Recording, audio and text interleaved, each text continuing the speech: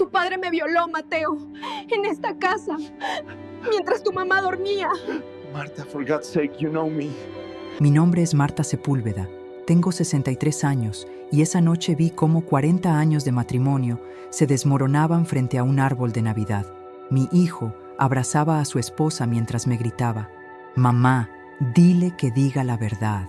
Y yo no sabía qué verdad defender. Roberto juraba su inocencia con una desesperación que partía el alma, pero Valeria lloraba con un dolor que parecía tan real, tan desgarrador. ¿A quién debía creerle? ¿A mi esposo de toda la vida? ¿O a la madre del nieto que aún no nacía? Lo que descubrí 3 meses después, escondido en el lugar más inesperado de mi casa, no solo cambió todo, me hizo darme cuenta de que había subestimado el nivel de maldad del que es capaz un ser humano. Pero antes de revelarte qué fue lo que encontré, dime, ¿desde qué país me escuchas? Déjalo en los comentarios. Y si alguna vez has dudado de alguien que amas, suscríbete, porque esta historia te va a destrozar. Mi nombre completo es Marta Lucía Sepúlveda de Córdoba, aunque la segunda mitad de mi nombre lleva ya 5 años viviendo solo en mi memoria. Nací hace 63 años en un barrio humilde de Cali, Colombia, hija de una lavandera y un carpintero que me enseñaron que la dignidad se construye con trabajo honesto. Conocí a Roberto cuando yo tenía 21 años. Él era conductor de autobús de la ruta que yo tomaba para ir a mi trabajo en una fábrica textil. Durante 6 meses solo intercambiamos sonrisas tímidas, hasta que un día lluvioso me prestó su chaqueta y me dijo: «Si me dices tu nombre, prometo devolvértela el domingo en el parque». Nos casamos un año después. Roberto trabajó como conductor durante 20 años para que compráramos este lote. Juntos, ladrillo a ladrillo, construimos esta casa. Yo mezclaba el cemento mientras él levantaba las paredes. «Aquí irá la cocina, Marta, con una ventana grande para que veas el jardín», me decía. «Hay una baldosa torcida en la sala». Roberto quiso arreglarla, pero yo le dije: «Déjala así, para recordar que lo hicimos juntos». Tuvimos solo un hijo, Mateo. El parto fue tan complicado que los médicos dijeron que no podría tener más hijos. Mateo se convirtió en nuestro todo. Cuando se graduó de ingeniero industrial a los 24 años, Roberto lloró en la ceremonia. «Lo logramos, vieja. Nuestro hijo va a tener la vida que nosotros solo soñamos». Hace 5 años, Roberto sufrió un infarto mientras arreglaba el techo. Murió en mis brazos antes de que llegara la ambulancia. El mundo se me volvió gris. Mateo se mudó conmigo 6 meses para que no estuviera sola. Fue él quien me sacó de la cama, quien me obligó a comer. «Papá no querría verte así, mamá», me decía. Poco a poco reconstruí mi vida. Volví a coser, retomé mis caminatas, aprendí a vivir con el vacío. Mateo volvió a su apartamento, pero venía a almorzar todos los domingos sin falta. Yo cocinaba el sancocho que a Roberto le encantaba, y Mateo me contaba de su semana. Éramos un equipo pequeño pero sólido. Hace 2 años, Mateo llegó con alguien más. «Mamá, quiero presentarte a alguien muy especial», me dijo. Detrás de él apareció Valeria. Era hermosa de una forma casi irreal. Cabello negro largo, piel clara perfecta, ojos verdes y una figura delgada envuelta en un vestido blanco que le daba un aire angelical. «Señora Marta, es un verdadero honor conocerla», me dijo, tomando mis manos con las suyas, que eran suaves y frías. «Mateo me ha contado tanto de usted. Me dijo que construyó esta casa con sus propias manos. La fortaleza de las mujeres de su generación es algo que ya no existe». Me abrazó y aunque el abrazo fue cálido, algo en él me pareció ensayado. Durante el almuerzo, Valeria fue un encanto absoluto. Elogió cada plato, ayudó a poner la mesa, se rió de mis anécdotas y hasta lloró cuando le conté cómo Roberto había muerto. «Qué amor tan puro. Eso es lo que yo quiero construir con Mateo», me dijo. Mateo la miraba con una adoración que me recordó a cómo Roberto me miraba a mí. Valeria tenía 28 años, 6 años menor que Mateo. Según me contó, era hija única de una familia de Bogotá. Su padre había sido empresario y su madre, ama de casa. Ambos habían muerto en un accidente automovilístico cuando ella tenía 20 años. «He estado sola mucho tiempo, señora Marta», me confió. «Por eso valoro tanto haber encontrado a Mateo y a usted, que es como la madre que perdí». Yo, con mi corazón de madre siempre listo para adoptar, la abracé. «Ya no estás sola, mija, ahora tienes familia». El noviazgo duró 8 meses. Valeria visitaba la casa con frecuencia, siempre con un regalo. Pero hubo pequeños momentos que fueron señales que ignoré, como aquella vez que entró a mi habitación sin tocar y me encontró guardando el reloj de Roberto. ¿Todavía guarda sus cosas, señora Marta? Es sano soltar el pasado. Los muertos deben descansar y los vivos deben seguir adelante. La forma en que lo dijo me incomodó.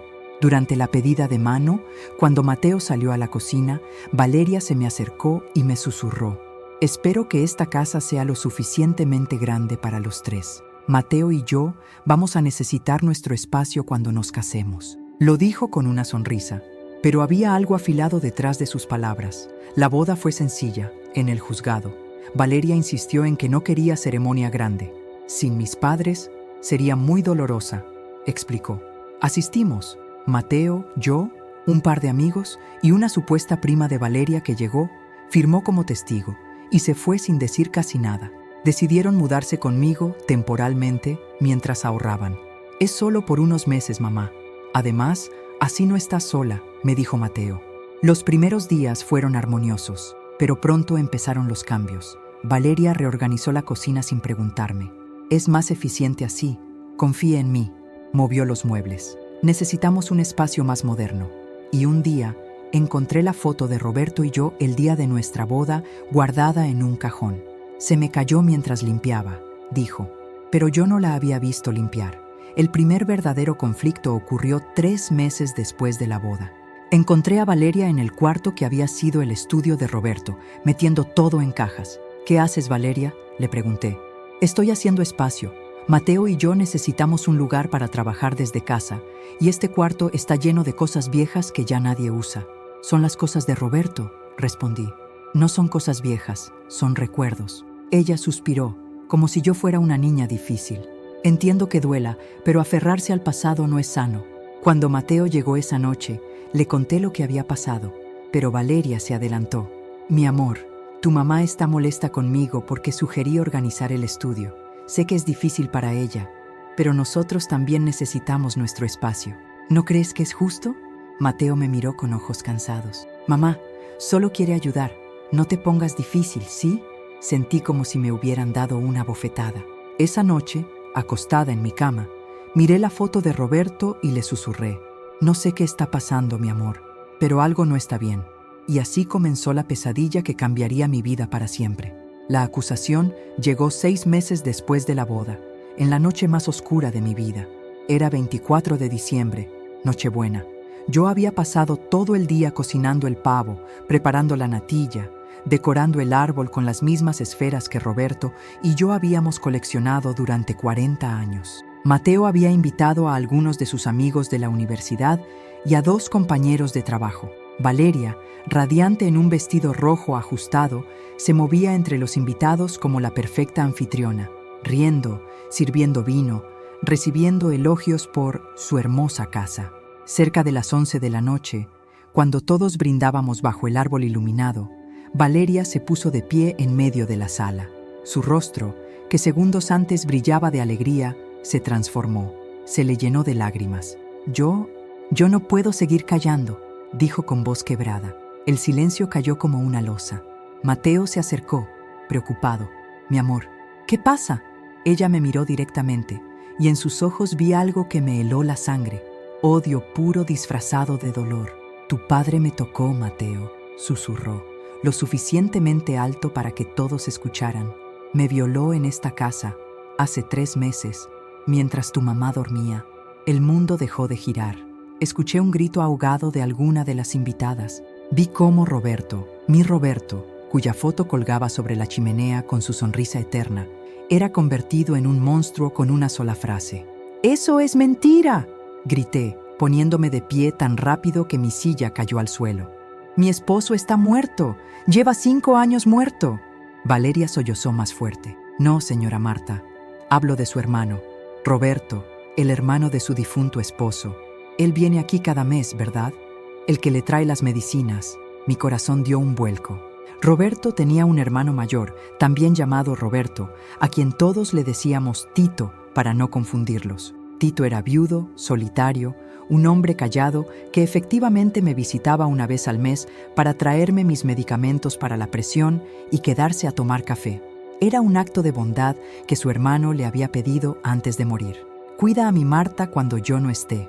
Fue en julio, continuó Valeria, con una precisión escalofriante. Un martes. Mateo estaba de viaje de trabajo en Medellín. Yo estaba sola. Él llegó con las medicinas. Me ofreció ayudarme a arreglar una gotera en el baño del segundo piso. Y ahí me atacó. Me tapó la boca. Me amenazó diciendo que nadie me creería porque él era familia de sangre y yo solo la nuera nueva.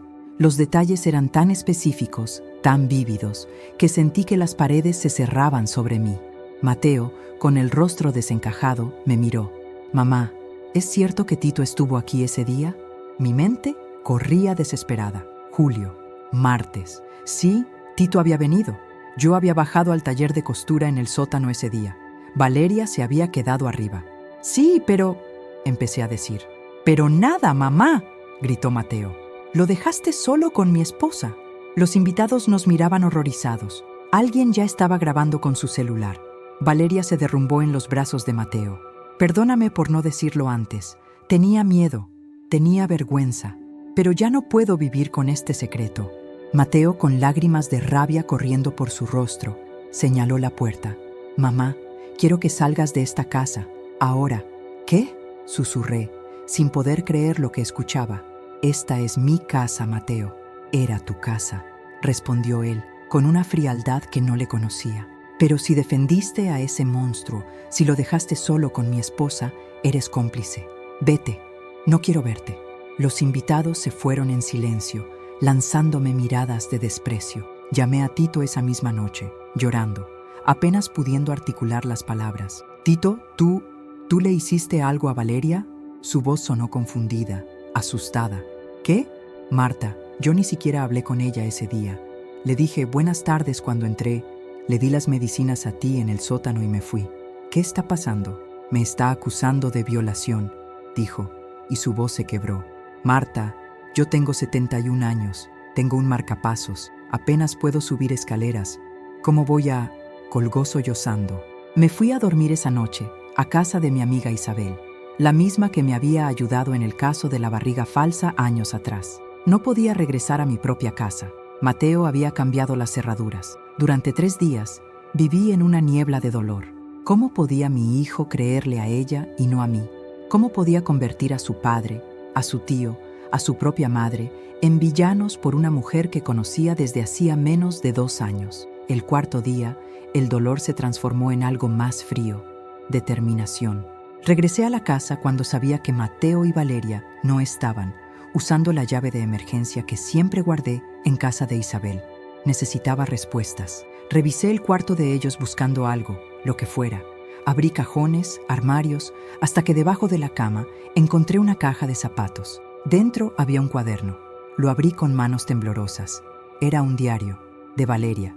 Y en las primeras páginas, escritas con su letra perfecta, leí: Plan fase 1. Ganar confianza de la vieja. Fase 2. Hacer que Mateo dependa emocionalmente de mí. Fase 3. Eliminar a cualquiera que pueda interferir. La acusación contra el hermano fue perfecta. Ahora ella está sola. Fase 4. Conseguir escrituras de la casa. Fase 5. Deshacerme de Mateo cuando ya no lo necesite. Mis manos temblaron tanto que el cuaderno cayó al suelo. Sentí que iba a desmayarme. Pero entonces, algo captó mi atención. En la esquina del cuarto, medio escondido detrás de una cortina, había un pequeño punto rojo parpadeante. Era la vieja cámara de seguridad del garaje que Roberto había instalado años atrás y que pensé que ya no funcionaba. El cable pasaba por el conducto de ventilación y terminaba aquí, en este cuarto. Corrí al garaje. La vieja computadora que Roberto usaba para ver las cámaras seguía ahí, cubierta de polvo. La encendí con manos temblorosas. La pantalla parpadeó. Y entonces vi el menú. Archivos guardados. Había grabaciones, de meses atrás, incluido julio. En ese momento, con el resplandor azul de la pantalla iluminando mi rostro y las lágrimas corriendo por mis mejillas, supe exactamente lo que tenía que hacer. No iba a gritar, no iba a suplicar, iba a destruir a Valeria con la verdad, y ella nunca lo vería venir. La pantalla de la vieja computadora de Roberto parpadeaba con ese resplandor azul fantasmal que iluminaba el garaje oscuro. Mis dedos, torpes y temblorosos, navegaban por los archivos como si estuviera desarmando una bomba. Julio 15, 2023, decía la carpeta. El día exacto que Valeria había mencionado. Hice clic. El video comenzó a reproducirse. La imagen era en blanco y negro, granulada, pero perfectamente clara. Mostraba el pasillo del segundo piso desde un ángulo que yo había olvidado que existía. A las 3:47 de la tarde, Tito aparecía en pantalla. Subía las escaleras lentamente, con evidente dificultad, aferrándose al pasamanos. Llevaba mi caja de medicamentos en la mano. Tocaba la puerta del baño. «Señora Marta, dejé sus pastillas en la mesa», gritaba. Nadie respondía. Él esperaba unos segundos, miraba su reloj y bajaba las escaleras. A las 3:52 salía de la casa. 5 minutos. Eso fue todo. Seguí viendo. A las 4:15 Valeria aparecía en la cámara. Entraba al baño. Salía a los 2 minutos. Se veía perfectamente normal, tranquila, revisando su teléfono. No había trauma, no había lágrimas, no había nada. Era la prueba absoluta de su mentira. Pero necesitaba más. Necesitaba entender por qué. Pasé las siguientes 4 horas viendo cada archivo de video que había en esa computadora, y lo que encontré me dejó sin aire. Había videos de Valeria hablando por teléfono en el jardín cuando pensaba que nadie la escuchaba. En uno de ellos, fechado apenas 2 semanas después de la boda, la escuché decir: «No, tranquilo, el plan va perfecto. La vieja confía en mí. En 6 meses, esta casa va a estar a mi nombre. Mateo es un idiota. Hace todo lo que le digo». En otro video, más reciente, la vi practicando frente al espejo del pasillo. «Tu padre me violó, Mateo», decía una y otra vez, ajustando su tono de voz, sus lágrimas, su temblor. Era un ensayo, una actuación. Copié todos los videos en 3 memorias USB diferentes. Las escondí en lugares distintos, una en casa de Isabel, otra en la gaveta de mi máquina de coser, y la última la llevaba siempre conmigo, colgada al cuello como un amuleto. No podía arriesgarme a perderlas. Eran mi única arma. Al día siguiente, con apenas 3 horas de sueño y los ojos hinchados de tanto llorar, toqué la puerta del bufete de abogados Ramírez y Asociados. Había buscado en internet durante horas hasta encontrar al mejor abogado en casos de difamación y fraude de la ciudad. La recepcionista me hizo esperar 40 minutos. Cuando finalmente me hicieron pasar, el abogado Héctor Ramírez me recibió con una expresión de cansancio profesional. Era un hombre de unos 50 años, traje impecable y una mirada que había visto demasiadas tragedias humanas. «Señora Sepúlveda, tengo solo 20 minutos. ¿En qué puedo ayudarla?», dijo, sin levantar la vista de su computadora. Le conté toda la historia, atropellando las palabras, sacando las memorias USB con manos temblorosas. Cuando terminé, él se recostó en su silla y me miró con una mezcla de incredulidad y algo que parecía respeto. «¿Me está diciendo que tiene videos de ella confesando el fraude y de ella ensayando la acusación falsa?» «Sí, doctor. Todo está ahí». Pasó los siguientes 30 minutos viendo los videos en silencio. Cuando terminó, se quitó los lentes y se frotó los ojos. «Señora Marta, en 25 años de carrera he visto de todo, pero esto es maldad pura y calculada». Hizo una pausa. «El problema es que su hijo cambió las cerraduras de su casa. Legalmente, aunque usted sea la dueña según las escrituras, necesitamos seguir un proceso, y su nuera podría alegar que usted entró ilegalmente y que los videos son falsos o manipulados». Sentí que el suelo se movía bajo mis pies. «¿Entonces no puedo hacer nada?». «No dije eso», respondió con una pequeña sonrisa. «Dije que necesitamos ser estratégicos. Vamos a necesitar 3 cosas. Un peritaje técnico que demuestre que los videos no están editados, testimonios de terceros que corroboren el carácter manipulador de su nuera y una confrontación pública donde ella no pueda escapar ni mentir». Se puso de pie y extendió su mano. «Mis honorarios son de 3 millones de pesos por el caso completo. Es mucho dinero, lo sé, pero le prometo que vamos a recuperar su casa y su vida». 3 millones. Era casi todo lo que me quedaba de mis ahorros. El dinero que había guardado durante años cosiendo uniformes, el dinero que iba a usar para mi vejez. Pero ¿qué era el dinero comparado con mi dignidad y la memoria de Roberto? Acepto, doctor Ramírez, dije, estrechando su mano con toda la fuerza que me quedaba. Los siguientes 2 meses fueron los más intensos de mi vida.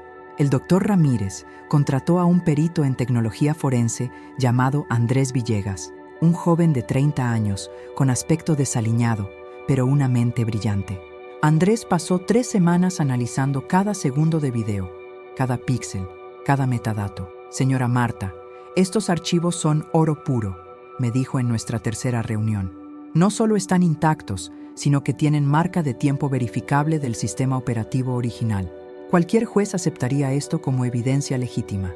El informe técnico me costó otros 800,000 pesos. Cada peso que gastaba me dolía, pero era una inversión en justicia. Mientras tanto, el doctor Ramírez me pidió que hiciera una lista de todas las personas que habían tenido interacciones extrañas con Valeria. Contactó a 2 de las antiguas compañeras de trabajo de Mateo que habían estado en la cena de Navidad. Una de ellas, Claudia, accedió a dar testimonio escrito. Yo siempre sospeché de Valeria, me confesó cuando nos encontramos en una cafetería. En la oficina, antes de casarse con Mateo, ella coqueteaba con todos los hombres casados que tenían dinero. Y una vez la escuché decirle a otra compañera, yo no nací para trabajar, nací para que me mantengan. Claudia firmó una declaración notariada, otro pequeño ladrillo en la muralla de evidencia que estaba construyendo. También busqué a la supuesta prima de Valeria, que había sido testigo en la boda. Tardé semanas, pero finalmente la encontré a través de redes sociales. Se llamaba Sofía y vivía en Medellín. Cuando la llamé, hubo un largo silencio al otro lado de la línea. Yo sabía que algún día alguien iba a buscarme, dijo finalmente. Valeria me pagó 500,000 pesos para que fuera su testigo. Me dijo que no tenía familia. Yo necesitaba la plata y acepté, pero no soy su prima. Ni siquiera la conocía antes de ese día. Le pedí que también firmara una declaración. Aceptó, creo que porque la culpa la había estado comiendo por dentro. Hubo momentos en que quise rendirme. Una noche, sentada en el pequeño cuarto de Isabel, donde dormía en un colchón prestado, miré mi reflejo en el espejo. Era una mujer de 63 años, con el rostro surcado por arrugas de dolor, con los ahorros de toda una vida esfumándose, durmiendo en casa ajena. Tomé el teléfono para llamar a Mateo, para suplicarle que me escuchara, pero entonces recordé las palabras de Roberto en su lecho de muerte. Marta, tú eres la mujer más fuerte que conozco. Nunca te rindas. Guardé el teléfono. No iba a suplicar, iba a pelear. El padre Julio, el sacerdote de la parroquia donde Roberto y yo nos habíamos casado, fue otro pilar fundamental. Cuando le conté lo que estaba pasando, me tomó de las manos y rezó conmigo. Marta, la verdad siempre sale a la luz. Dios no abandona a los justos. Me invitó a misa todos los domingos, y aunque nunca fui muy religiosa, esas horas de paz en la iglesia me dieron la fuerza espiritual que necesitaba para no desmoronarme. Isabel, mi amiga de toda la vida, fue mi roca. Me prestó dinero cuando me quedé sin un peso para pagar al abogado. Me cocinaba, me abrazaba cuando lloraba en las noches y me decía, vamos a ganarle a esa víbora, comadre. Yo te lo juro por tu Roberto. Sin ella, creo que me habría derrumbado. Finalmente, después de 9 semanas de preparación, el doctor Ramírez me llamó a su oficina. Sobre su escritorio había una carpeta gruesa, llena de documentos, testimonios, análisis técnicos y capturas de pantalla. Señora Marta, estamos listos, dijo con una sonrisa de satisfacción. Ahora viene la parte final, la confrontación, y va a ser en sus términos, no en los de ella. Me explicó el plan. Íbamos a organizar una reunión de mediación familiar en un lugar neutral, supuestamente para discutir la división de bienes y la situación de la casa. Valeria y Mateo aceptarían porque pensarían que era su oportunidad de obligarme a firmar las escrituras. Pero lo que no sabían era que yo llegaría con un abogado, un perito, testigos y una computadora portátil con todos los videos. Va a ser su juicio final, dijo el doctor Ramírez. Y esta vez usted es la jueza. Salí de esa oficina con la carpeta bajo el brazo, sintiéndome por primera vez en meses como Marta Sepúlveda de Córdoba, la mujer que construyó una casa con sus propias manos, la mujer que sobrevivió a la muerte del amor de su vida, la mujer que no se iba a dejar destruir por una mentirosa sin escrúpulos. La guerra estaba por comenzar, y yo estaba lista para ganarla. La reunión estaba programada para el sábado 10 de marzo a las 3 de la tarde en la Notaría San Martín, un edificio colonial en el centro de la ciudad con paredes de ladrillo expuesto y un salón de juntas que olía a madera antigua y documentos legales. El notario, el doctor Germán Palacios, era un hombre de 68 años que había sido amigo de Roberto. Cuando le expliqué la situación, aceptó inmediatamente prestar su espacio para lo que él llamó un acto de justicia divina. Llegué 30 minutos antes, acompañada del doctor Ramírez, Andrés Villegas el perito, Isabel, Claudia la compañera de trabajo de Mateo, Sofía la falsa prima y el padre Julio. También estaban presentes 2 agentes de la Fiscalía que el doctor Ramírez había contactado, dado que teníamos evidencia de un posible delito de falsa denuncia. En total, éramos 9 personas esperando en ese salón de techos altos y ventanas que dejaban entrar la luz dorada de la tarde. A las 3 en punto, Mateo y Valeria entraron. Mi hijo se veía demacrado, más delgado, con ojeras profundas que me partieron el corazón. Valeria, en cambio, lucía radiante. Llevaba un vestido blanco de lino, el cabello suelto y una sonrisa de victoria que se congeló en cuanto vio la cantidad de personas en la sala. «¿Qué es esto, mamá?», preguntó Mateo, mirándome con desconfianza. «Dijiste que era una reunión privada». «Siéntense, por favor», dijo el doctor Ramírez, señalando 2 sillas al frente de una mesa larga donde estábamos todos. Valeria se aferró al brazo de Mateo. «No me gusta esto. Vámonos, mi amor». Pero Mateo, confundido y claramente agotado, se sentó. Ella no tuvo más opción que imitarlo. El doctor Ramírez abrió la carpeta gruesa que había traído. «Estamos aquí para resolver una situación que ha destruido a esta familia. Señora Valeria, usted acusó a Roberto Córdoba, hermano del difunto esposo de la señora Marta, de agresión sexual. Esa acusación ha resultado en la expulsión de la señora Marta de su propia casa y en la destrucción de la reputación de un hombre inocente de 71 años. Valeria levantó la barbilla, desafiante. «Yo dije la verdad, y si están aquí para intimidarme, puedo llamar a mi propio abogado». «No será necesario», respondió el doctor Ramírez con calma, «porque lo que vamos a mostrar hoy no requiere debate, solo requiere que usted y el señor Mateo vean la verdad». Andrés Villegas conectó su computadora portátil al proyector. La pared blanca del salón se iluminó. «Este es el video de seguridad del 15 de julio de 2023, el día que usted alega que fue agredida, grabado por una cámara que la señora Marta instaló hace años y que usted desconocía». El video comenzó a reproducirse. Vi el rostro de Valeria perder todo su color. Sus ojos se abrieron con horror puro mientras veía a Tito subir las escaleras, tocar la puerta, esperar y marcharse. 5 minutos. Mateo miraba la pantalla con la boca abierta, incapaz de procesar lo que estaba viendo.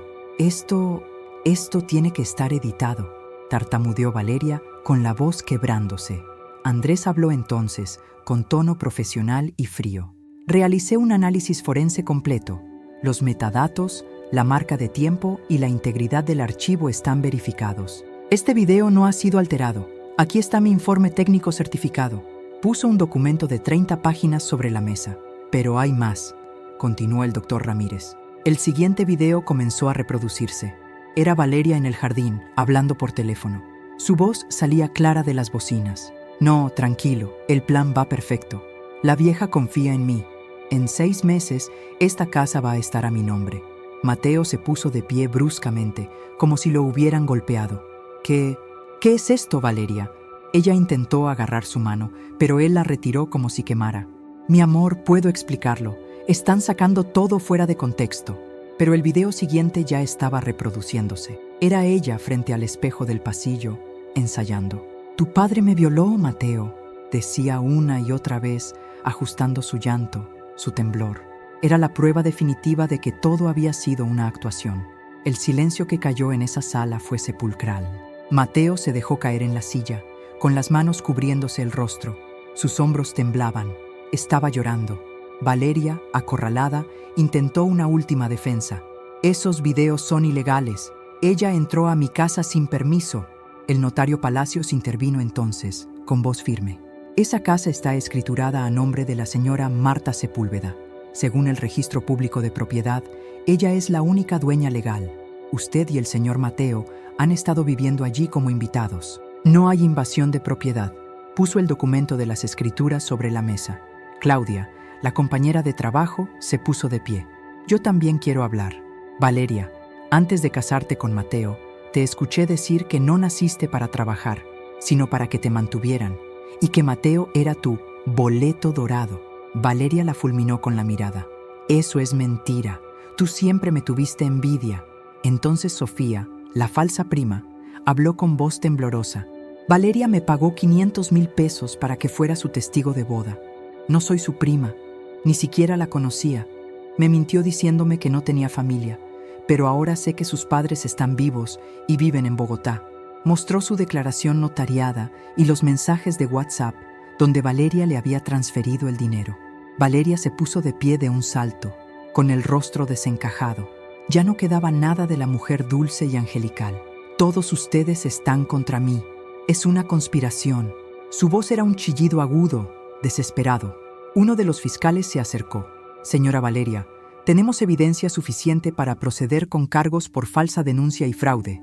Tiene derecho a guardar silencio. Mateo finalmente levantó la cabeza. Sus ojos estaban rojos, hinchados, pero había algo nuevo en ellos, claridad. Se giró hacia mí. Mamá, perdóname. Su voz era apenas un susurro roto. Perdóname por no creerte, por echarte de tu propia casa, por defender a esta. No pudo terminar la frase. Se derrumbó en sollozos. Me levanté, caminé hacia él y lo abracé como cuando era niño y tenía pesadillas. Ya pasó, mi amor, ya pasó. Por encima de su hombro, vi a Valeria siendo escoltada hacia la salida por los fiscales. Sus tacones resonaban contra el piso de madera mientras gritaba amenazas vacías. Esto no se va a quedar así. Tengo abogados. Van a pagar todos. Pero su voz se fue apagando hasta que solo quedó el silencio. El doctor Ramírez puso su mano en mi hombro. Señora Marta, la casa es suya. Legalmente siempre lo fue. Pero ahora, también emocionalmente, es suya de nuevo. Firmé los documentos que me devolvían el control total de mi propiedad. Mis manos temblaban, pero esta vez no era de miedo, era de alivio, de justicia cumplida. Esa noche, Mateo y yo regresamos juntos a la casa.